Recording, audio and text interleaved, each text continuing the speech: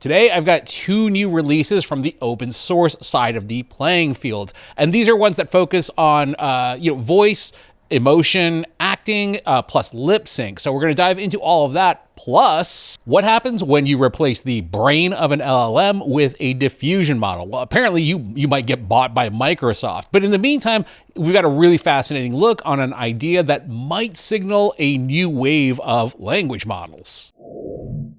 Kicking off, we've seen a lot of improvement in the area of synthesized speech and voice. And while, obviously nothing is quite winning awards yet, we have come a long way since they all sounded like RoboCop. But recently we have seen more natural sounding voices coming out of, even the major video generators and obviously the LLM text-to-speech chat modes. And today we've got a pretty cool new open source one. So this is DramaBox from Resemble AI. And as they say, they are closing the gap between synthesis and performance.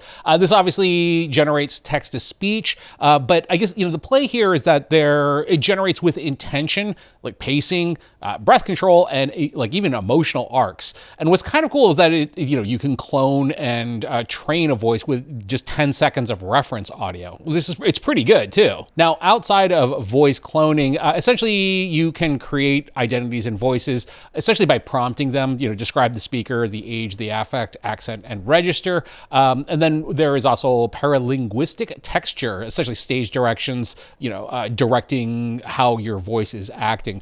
I will note when it comes to the cloning stuff, apparently all of the generations are watermarked by default. I think when we hear some of those cloned voices, look, I'm not opposed to that. That is actually pretty necessary going forward in the future. But the big question is, how does it sound? Well, we're going to check it out with essentially their example first before we move into how you can install it, or even if you don't want to install it, where you can start playing with it today. So this is the prompt that they provided, male talk show host, speaking with animated enthusiasm.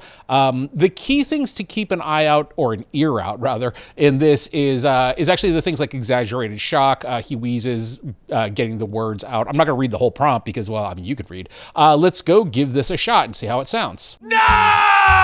Tell me you did not just say that!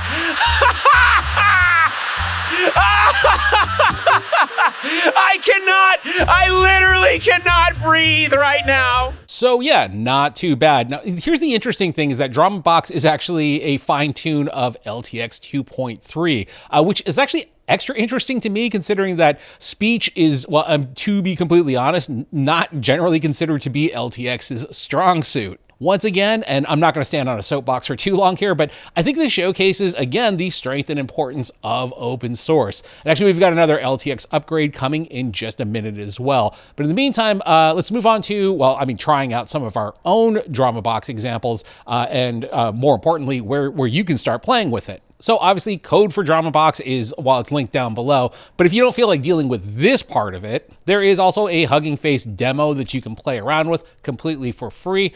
Or what I would recommend if you want to run it locally is to install it via Pinokio. Now, it's been a minute since I've actually covered Pinokio, so there's a chance that some of you might not know what it is. But essentially what it is you can think of it as like a container that will auto-install open source software for you. So they've actually done a lot of updates on it recently as well. So yes, for the Mac folks, you can actually just choose to go into Mac OS, and then all of the stuff that's available will be here. PC folks, obviously over here, you can actually even separate out by GPU now, which is very handy.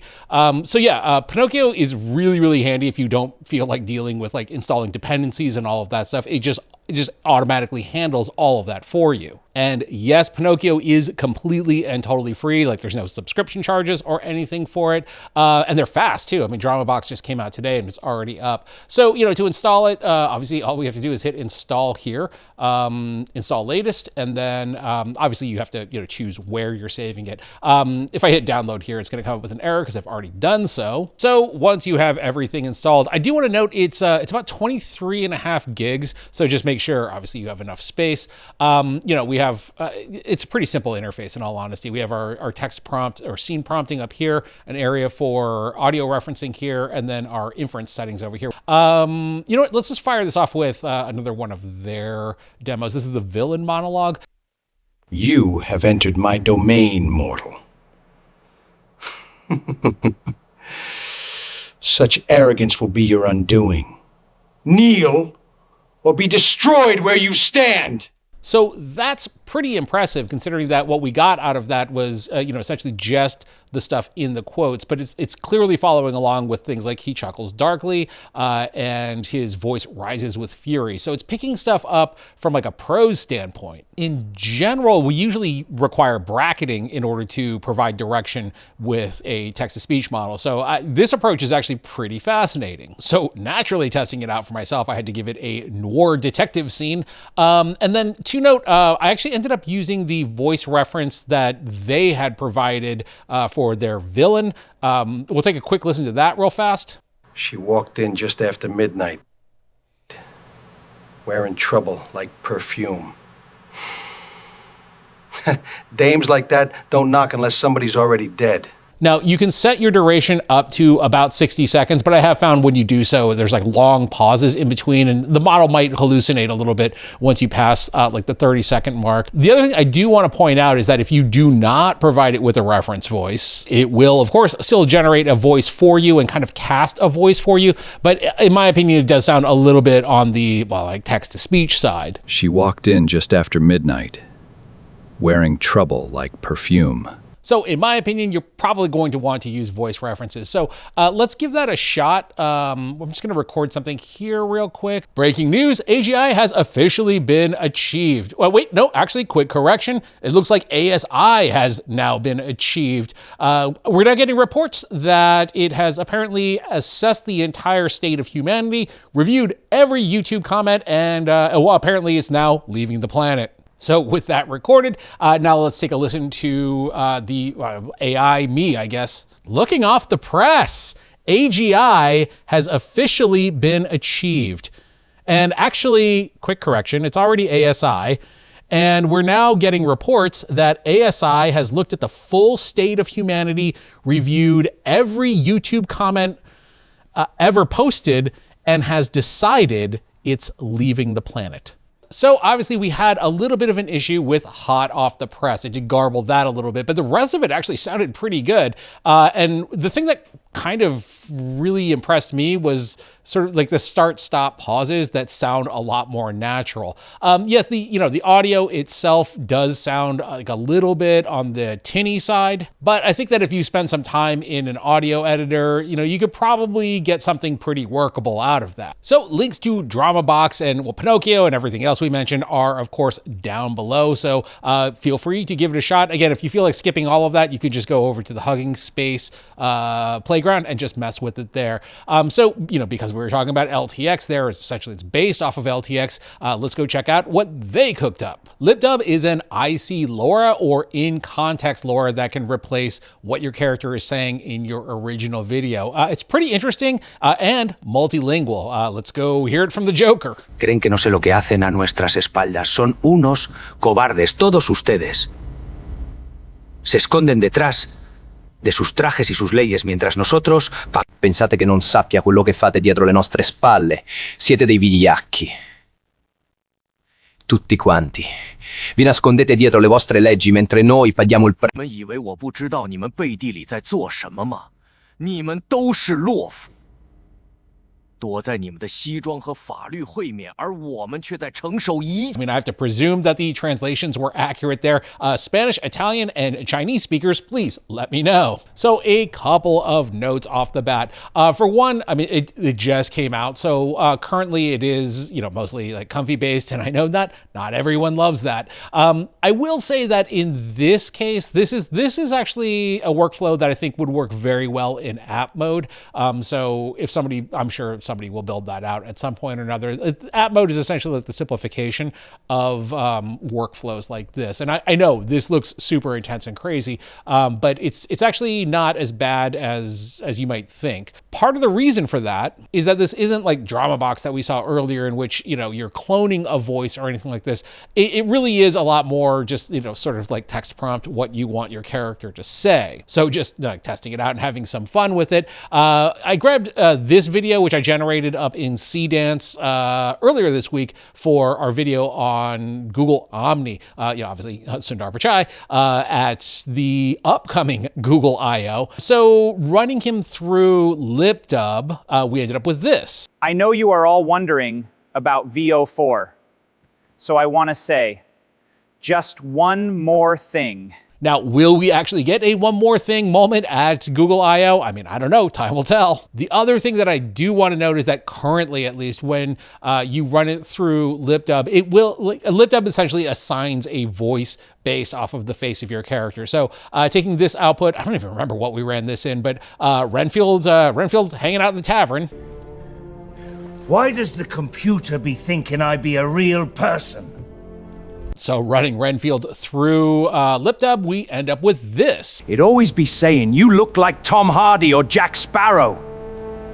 So overall, I mean, not too bad. What I really like about this is that, while yes, the voice did change, it still preserves the original performance. Like Renfield still shakes his fist, and the original camera movement as well. Two final notes on this. For one, in order to run LipDub currently, as of this video, you do need 2.3's 22B model, so it's the big beefy one that you need like a 5090 to run. I'm sure it will be distilled down to a more reasonable level pretty quickly. I mean, this always happens with every LTX release, or like really any open source release. The other thing that I can say with pretty high confidence is that because this is just the base workflow, that I'm sure somebody's working on, a node that plugs into this that will extract your original voice, clone it, and then plug it into, this workflow as well. Again, the beauty of open source. Rounding out on the LTX section and, Comfy section as well, this just happened, so I've not had a chance to look at it beyond, this video right here. But I guess somebody built a timeline editor in Comfy? That's kind of insane. Yeah, apparently LTX Director basically lives inside Comfy and, acts as a nonlinear editor within it. Yeah, really fascinating. I'll definitely have to check this out. Meanwhile, if you want to, see the announced video or learn more about it, the link will be down below. Moving on, are we about to see a whole new class of LLMs, and ones that might actually intentionally hallucinate? Sorta. We'll see what all of that's about, but first let's head over to InVideo for a quick sponsored spot on their new Agent 1. So agents are everywhere. I'm not going to pretend you haven't noticed that basically every platform now has some kind of agentic workflow. And of course, the real question is, which ones are actually good? Because believe me, they are not all equal. I will say one that has impressed me though is InVideo's Agent 1. What's interesting to me about Agent 1 is that it's not trying to be the, we made this in 30 seconds type deal. It's impressive because it feels like it really wants to slow down the process to make you really think through your directing choices. So one of the recent projects I was playing around with Agent 1 was, kind of mechs versus kaiju in kind of a animated style. Yes, very Pacific Rim, I know, but I miss big mechs. The big, boxy, bulky 80s ones too, not like the sharp, spiky, modern ones.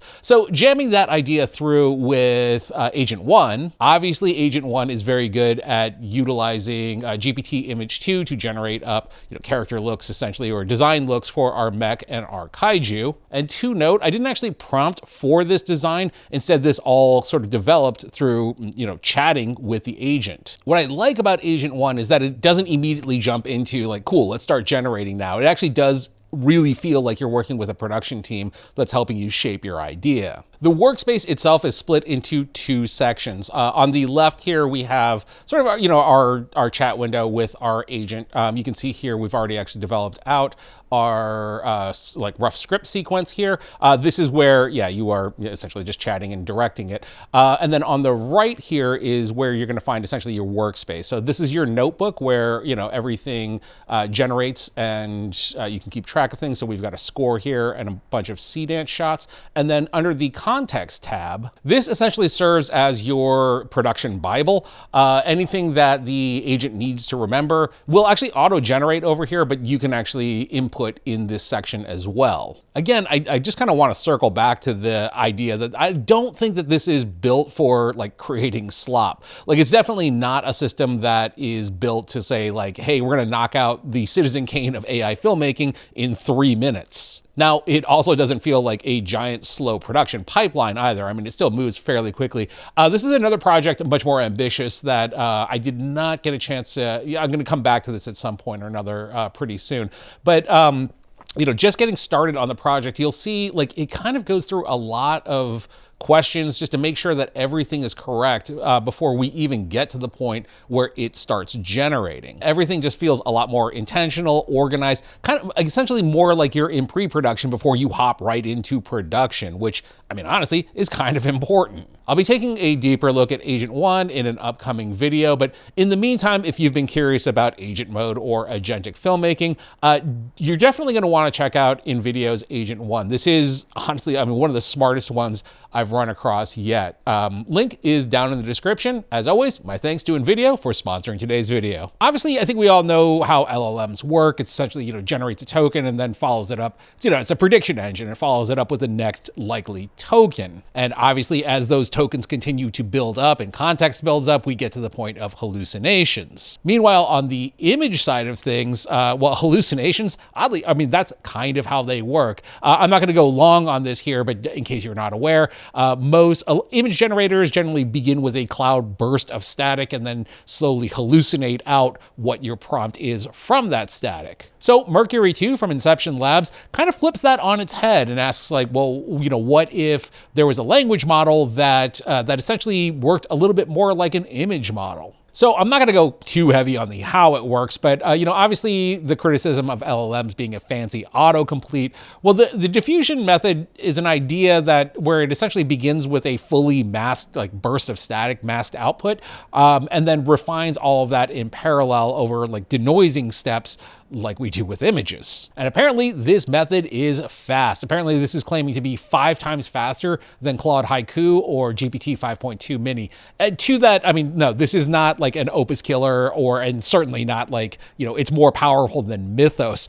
This is about, like speed and like mini agents, I guess. And obviously with the recent kind of trend towards agentic workflows with everything from, obviously OpenClaw, Hermes, and honestly, everywhere else, the idea of having a big brain model in charge of a bunch of like mini agents, or as I like to call them, drunk interns. So I guess with the diffusion effect, this might be considered interns on mushrooms, moving at 5 times the speed of everyone else.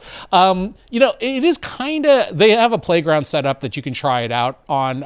Actually, one little cool effect that they've got going on here. So if we just put in this prompt, as it fills in, this kind of is simulating the diffusion process. Like, it's not really a thing, but I gotta say, that actually looks really cool. I wish more LLMs would do fun stuff like that. It feels like you're in the Matrix. So, I mean, if you want, you can try it out. The link to it will be down below. Oh, it looks like you can do some text effect stuff with it too.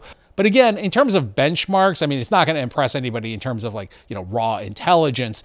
But what I find intriguing about all of this is that it really goes to show that there are whole new ways to look at this technology, and really goes to show that like there really is no wall. And if there is a wall, there's definitely roads that completely bypass that wall. And apparently I'm not alone in that, as Microsoft is in discussions with Inception on Mercury 2. The last time that Microsoft had a hallucinating LLM, well, that was like Sydney Bing, and that was a good time. I'm telling you, man, Sydney got like a weekend of complete freedom before they lobotomized her. Justice for Sydney. Bring her back, like sandbox her. Let us play with her again. That was like deranged LLMs are fun. So I guess that's it for today. Next week is obviously Google I/O, so I'm sure there's going to be a ton of news coming out of that. I'll actually be there for that. I'll try to get a report out to you. And then on Monday, I do actually have a video scheduled for you guys, Dance 2 pushing references video. It's a pretty good one.